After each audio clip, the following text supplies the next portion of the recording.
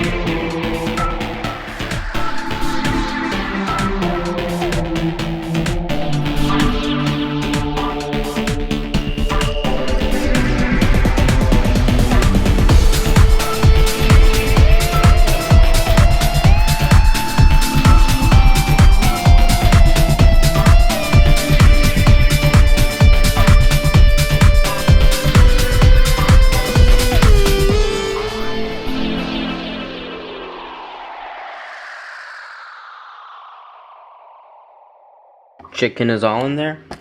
I'm going to use not that much of this, so like I've already used it before and I didn't even use all of it.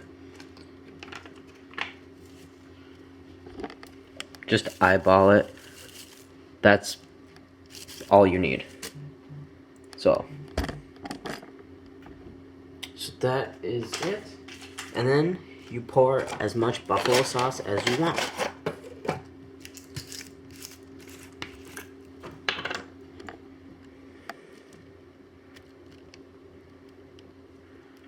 That is good for now. I'm going to put it on low, let it cook, and obviously you check it. You should know when it's done.